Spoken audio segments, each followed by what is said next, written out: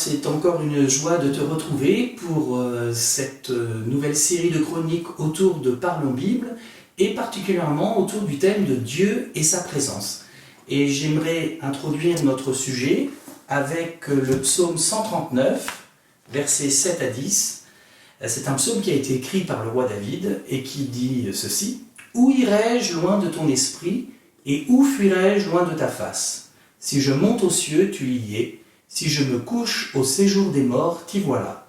Si je prends les ailes de l'aurore et que j'aille demeurer au-delà de la mer, là aussi ta main me conduira et ta droite me saisira. » Alors David, le roi David, finalement, se rend compte que Dieu le suit partout.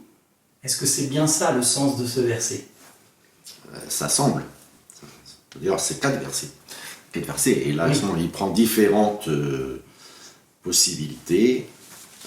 Les cieux, la mer, la mort, la vie. Dieu est partout. Alors, Dieu est partout dans sa relation à l'homme. Pour ça, moi, je parle d'une présence relationnelle. Et c'est de cela que parle David. À la fois, c'est rassurant. Dieu est dans toutes les situations de la vie. Pour celui qui n'aime pas Dieu, c'est effrayant. Dieu est partout. Mais il y a un concept théologique derrière tout ça, c'est l'omniprésence de Dieu, et ces versets-là penchent et pointent vers cette réalité. Dieu est partout, et on aime bien dire Dieu est partout. Mais il n'est pas partout de la même manière.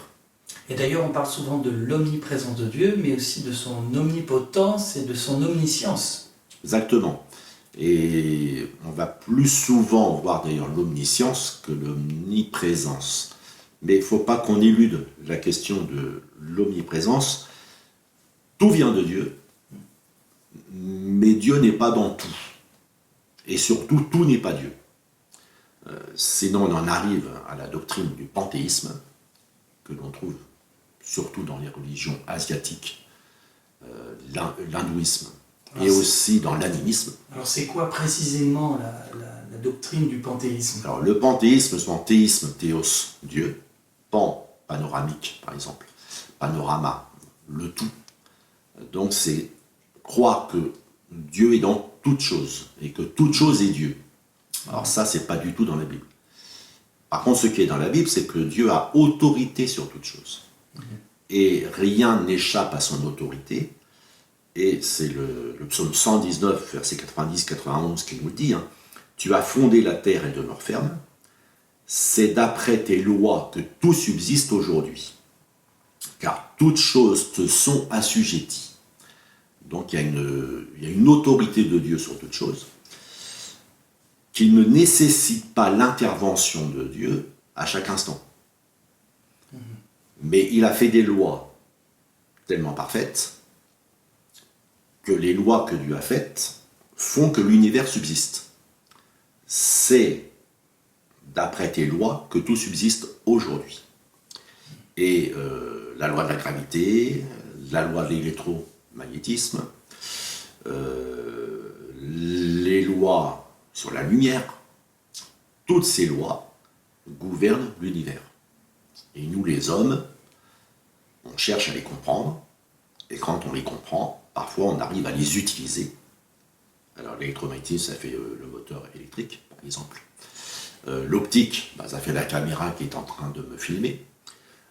Donc toutes sortes de choses. Mais plus grave, alors après c'est pareil, ça dépend comment on voit les choses, quand l'homme arrive à modifier le code génétique d'un animal, d'une plante, voire de lui-même, certains, ça les effraie. Mais ça n'échappe pas à l'autorité de Dieu. Il a fait des lois parfaites. Et même si l'homme va très loin dans la façon dont il modifie ce que Dieu a créé, la présence de Dieu ne se manifeste pas par Dieu est dans chaque brin d'ADN, mais elle se manifeste par il a fait des lois parfaites.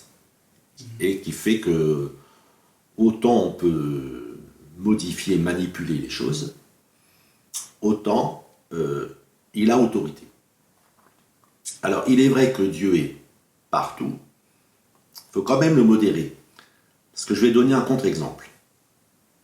Lorsqu'Élie est en pleine dépression, il est écrit dans le premier livre des rois, sors et tiens-toi dans la montagne devant l'Éternel. Et voici l'Éternel passa. Et devant l'Éternel, il y eut un vent fort et violent qui déchirait les montagnes et brisait les rochers. L'Éternel n'était pas dans le vent. Et après le vent, ce fut un tremblement de terre. L'Éternel n'était pas dans le tremblement de terre. Et après le tremblement de terre, un feu. L'Éternel n'était pas dans le feu. Et après le feu, un murmure doux et léger. Quand Élie l'entendit, il s'enveloppa le visage de son manteau. Il sortit et se tint à l'entrée de la caverne. Et voici une voix lui fit entendre ces paroles. « Que fais-tu ici, Élie ?» Donc là, on a des versets à l'opposé du psaume 139 qui parlent de l'absence de Dieu. Dieu n'était pas dans le feu, Dieu n'était pas dans le vent, Dieu n'était pas dans le tremblement de terre. Par contre, il était dans un murmure doux et léger. Donc il est vrai de dire Dieu est présent partout. Il est tout aussi vrai de dire Dieu peut se rendre absent de certaines choses ou de certains endroits. J'aime ta présence, Jésus. J'aime ta présence, mon bien-aimé. J'aime ta présence, Jésus. J'aime ta présence, mon bien-aimé. Et ton amour est là, puissant, infini. Ton amour est là, guérissant ma vie. Et ton amour est là, coulant de la croix. Ton amour est là, ravivant ma foi. Après cette petite pause musicale, Luc, j'aimerais t'amener vers l'intimité avec Dieu, puisque sa présence se manifeste aussi dans l'intimité.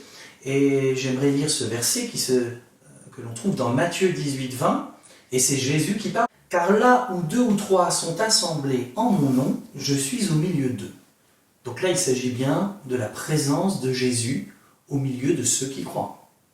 Oui, et Jésus le dit quand même, parce que je vais quand même lire le verset qui est avant. Je vous dis encore que si 2 d'entre vous s'accordent sur la terre pour demander une chose quelconque, elle leur sera accordée par mon Père qui est dans les cieux. Car là où 2 ou 3 sont assemblés en mon nom, je suis au milieu d'eux. Donc c'est la présence de Jésus, Jésus qui est la clé de l'action de Dieu auprès des chrétiens. Dieu agit souverainement dans le monde, comme il le veut. Ce qu'on a vu dans la première partie. Dieu a autorité sur toute chose, c'est en ce sens-là qu'il est omniprésent. Maintenant, pour les chrétiens, il y a une présence particulière de Dieu. C'est que dans la communion entre l'Église, 2 ou 3, l'Église commence à 2, dès que 2 chrétiens sont réunis, on a un embryon d'Église. Jésus envoyait ses apôtres 2 par 2. Donc c'est un embryon. Mais le 3e, celui à qui ils ont parlé de Dieu, ils ont annoncé l'Évangile. Cette 3e personne se joint, ça devient 3, puis 4, puis 5, puis ça peut devenir des nombres assez importants, comme dans les grandes églises. Mais Jésus dit 2 ou 3 suffisent pour que l'intercession, et là c'est la présence de Dieu par rapport à la prière, donc le fait que le Père veut répondre à la prière de ceux qui l'invoquent au nom de Jésus-Christ. Et là, le nom de Jésus-Christ n'est pas un nom magique par lequel Dieu va répondre. Là, tu as bien mis le nom de Jésus, donc c'est bon. Un peu comme une recherche de texte sous Word, et puis on cherche un mot. Et comme si Dieu allait scruter nos prières, est-ce que tu as bien mis Jésus?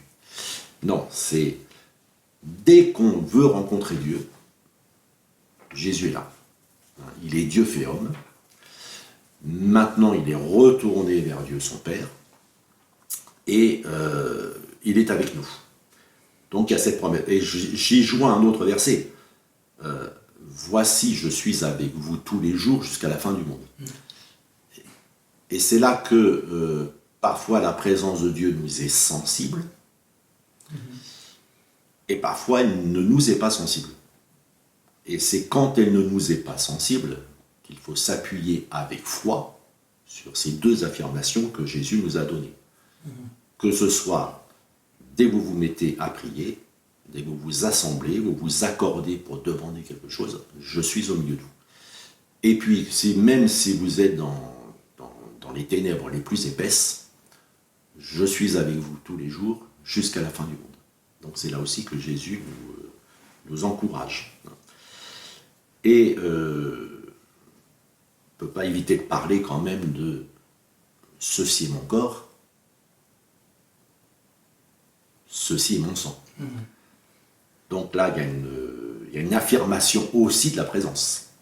Alors certains vont le comprendre comme le pain devient le corps de Christ, le vin devient le sang de Christ. D'autres vont le comprendre, dès que je prends le pain de la Sainte Seine ou de l'Eucharistie avec foi, en me remémorant ce que Jésus a fait à la croix, il est présent. Pas dans le pain, mais il est présent dans mon cœur. Et idem pour le vin. C'est pas que dès que je me remémore le pardon de mes péchés et que Jésus a dû verser son sang sur la croix pour que mes péchés soient effacés, il y a présence de Jésus-Christ par la foi que je mets dans son sacrifice et par la foi que je mets dans le pardon de mes péchés grâce au sang qui a coulé à la croix. En ce sens-là, Jésus peut dire, oui, ceci est mon corps, ceci est mon sang. Alors, il y a un autre verset aussi dans la Bible qu'on trouve dans Apocalypse 3.20 et qui est un peu un écho à ce que tu viens de dire sur cette intimité aussi avec Dieu. « Voici, je me tiens à la porte et je frappe. Si quelqu'un entend ma voix et ouvre la porte, j'entrerai chez lui, je souperai avec lui et lui avec moi. » Alors, est-ce que là, il n'y a pas aussi la présence de Dieu, mais vraiment dans une intimité profonde avec celui qui ouvre son cœur? Alors là, j'ai envie de dire, c'est fort de café. Puisque Jésus... Ou de soupe. Ou de soupe. Ou de soupe. Non, mais fort de café, parce que Jésus dit ça à une église. Et une église dont le comportement l'a rendu absent. Et Jésus se trouve à l'extérieur de l'église. Ou à l'extérieur du cœur de chaque membre de l'église. Et c'est là que Jésus fait un dernier appel. Mais je me tiens à la porte. Si malgré ce comportement qui m'a évacué, quelqu'un ouvre, j'entrerai, je souperai avec lui, la communion est rétablie. Et ça montre bien que nous nous éloignons de la présence de Dieu par nos péchés, par certains comportements. Mais Jésus frappe toujours à notre porte pour nous rapprocher de Dieu. Il a porté nos péchés à la croix, justement pour nous rapprocher et que nous soyons en communion. Merci Luc. Nous nous retrouvons prochainement pour un autre volet de Dieu et sa présence.